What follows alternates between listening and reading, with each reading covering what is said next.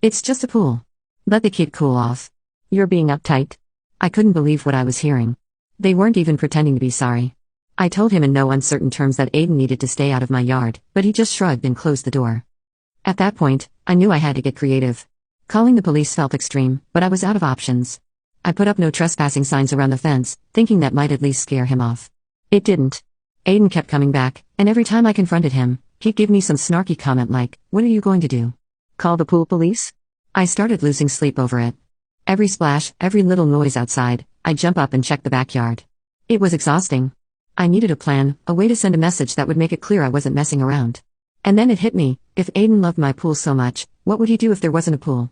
The next morning, I drained the entire thing. It took hours, but I didn't care. Once it was empty, I called a local foam supplier and ordered a truckload of foam blocks. You know the kind they use in gymnastics pits? It cost me a small fortune, but at that point, it was worth it.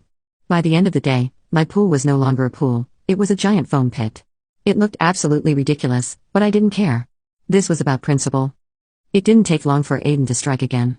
That same evening, I heard the telltale sound of someone climbing the fence. I didn't even bother looking out the window. I just waited. Sure enough, a few seconds later, I heard the loudest, most satisfying scream. "What the hell?" Aiden shouted, his voice cracking in panic. I think I broke something. I went outside, casually sipping a glass of iced tea, and found him flailing around in the foam like a fish out of water. "What's the big deal?" I said, echoing his favorite line. "It's just foam." He was so angry he could barely speak. Eventually, he managed to climb out and limped home, shouting over his shoulder, "You're going to regret this." About an hour later, the Fergusons were at my door, banging so hard I thought they might break it down.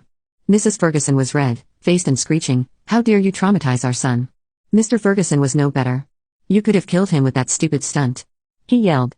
"You're lucky he didn't break his neck." I calmly explained that Aiden had been trespassing on my property and that the foam was completely safe.